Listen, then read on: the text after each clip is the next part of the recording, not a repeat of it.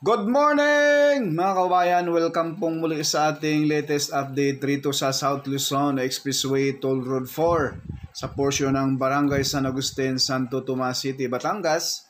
Approaching tayo mga kabayan, mag-i-in ang ating update sa SLEX TR4 dito sa Macban Interchange. Naway samahan niyo po si Porca Studio mga kabayan sa panibagong update ngayong araw Sabado, December 6, 2025.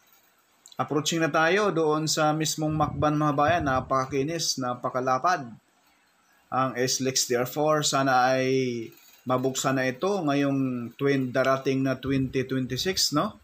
Napakalaking tulong nito mga bayan sa mga biyahero from Manila to Quezon Province to Bicol Region and also Visayas, Mindanao. Please like, share, and subscribe po sa ating panibagong update rito sa SLEX TR4. Pakihit lang yung notification bell mga bayan, yung all, no? At follow na rin sa ating FB page. Maraming salamat. May mga update rin po tayo sa Marikina Flood Control Project mga bayan. So ito na po, bagong latag yung nasa harapan natin. Yan po yung bagong latag mga kabayan. Grabe. Grabe. Parang gawang Japan din tong yung Jimco. Jimco ang kontraktor nitong package A hanggang package B mga bayan. Package B sa may Macban to San Pablo. So may putol sa gawing kanan natin. So approaching tayo dito. Narito na po tayo sa Barangay San Juan, Santo Tomas City, Batangas mga bayan. Sa harapan natin, ayan na po yung mismong bridge na bagdurugtong dyan sa mismong Barangay San Juan. Sa ilalim po, yun na po yung Barangay Road going to Bay Laguna, pa kanan. So dito mga bayan, putol muna dahil ayan po yung tulay sa harapan natin. Sa pakaliwa po, Maharlika Highway. Yan na po yung Barangay San Felix, Santo Tomas City, Batangas. So itong portion na ito mga bayan sa ating harapan, pagkatawid natin dito sa Barangay Road, yan na po yung Macban Interchange. Ayan po. So ngayon po mga bayan ay kakaliwa tayo. Palabas tayo ng, ito na ba yung bridge mga bayan? So sisilipin natin maya kung may buhos na po yung taas So pakaliwa muna tayo dahil papasukin natin yung palipad tayo ng drone maya konti. Paliparan natin ng drone itong bridge at itong Macban Interchange kung ano na po ang progress sa ngayon. Araw Sabado, no? December 6, 2025. Huwag pong makalimot sa pag-subscribe kay Porca Studio at huwag pong mag-skip sa ads dahil yan po ay malaking tulong na po yan ni Porca Studio mga bayan. Hindi man sikat pero nag-aabot naman ng balitang tapat. Shout out dyan sa ating kaibigan, sa ating kababata dyan sa Cebu. Johnny Arche Palautog. Ayan po mga bayan, diretso lang. Ayan na po yung unahan sa kaliwa. Yan na po yung San Felix, Maharlika Highway. May Jollibee dyan sa unahan at mayroon din pong footbridge. So ito na po mga bayan. Ito na yung papasok. Tinubuan na po ito ng mga damo rito. Matagal na po itong tapos mga bayan, no? So nilapara nila ng husto ito. Ito na po yung papasok sa mismong Macban Interchange. Ayan po mga bayan. So, sobrang lapad po ito noon. Ngayon po ay ayan na po, tinubuan na po ng mga damo-damo itong kung saan dito po itatayo yung toll gate nitong Macban Interchange. Ayan po mga bayan, no? So, dito nilagyan nila ng harang para walang makapasok pero matigas ang ulo natin at mas makapal pa rin ang mukha natin na kahit bawal pumasok, pumasok pa rin tayo. Para ihatid ko lang sa inyo mga bayan yung latest progress dito sa kaganapan nitong progress nitong SLEX TR4 dito po sa Macban Interchange mga bayan. So ngayon, magpapalipad tayo ng drone. Kayo na po bahalang humusga kung kailan talaga ito ma-open mga bayan. Shout out sa mga engineer dyan, no? Ito na!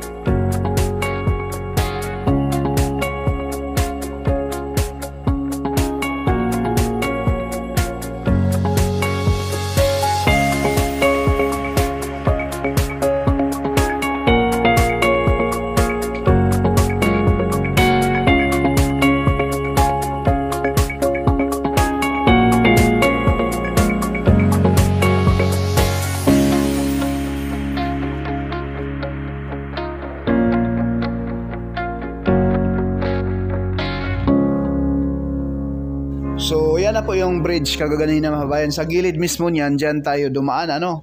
So, ayan po. Malapit na siyang bubuhusan ng concrete cement sa taas.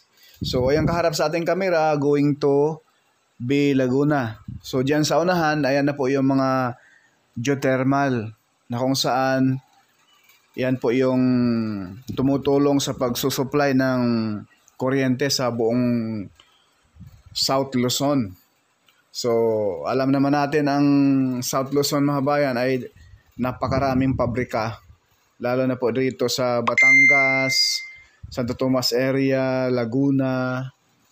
Ayan po mga bayan, yan ang ating kaharap sa ating camera, going to Maynila na po yan. So, ito yung trumpet design. Dito po sa mismong Macban Interchange. Formado na siya mga bayan, no? Pero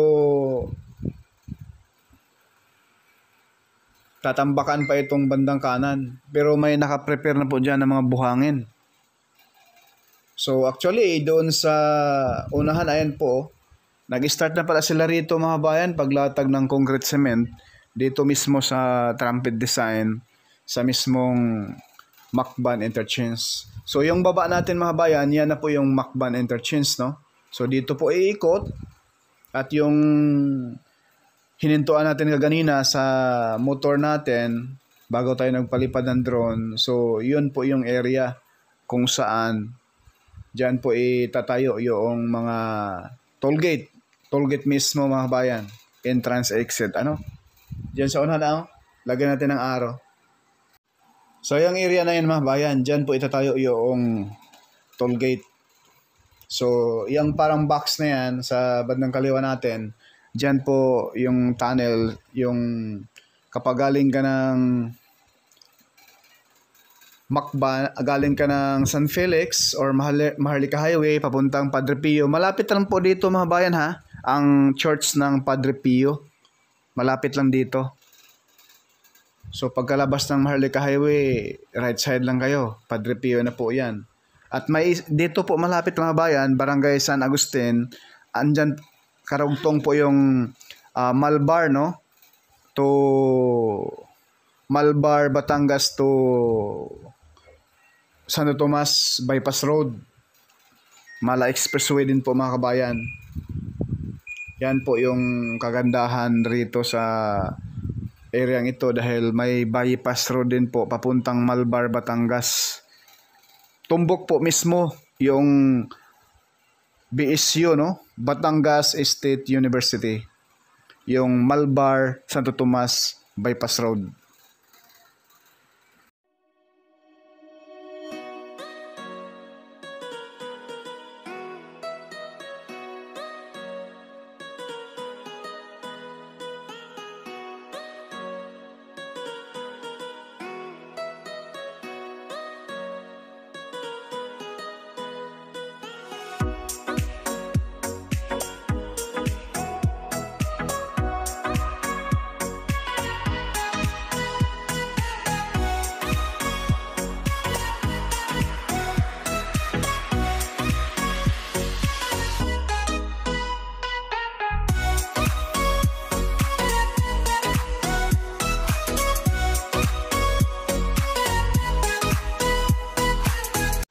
Itong arong pula mga kabayan, kung galing ka ng Barangay San Felix, Barangay San Agustin, pamaynila ka, dito ka sa bandang kanan na butas nitong tunnel na ito, no?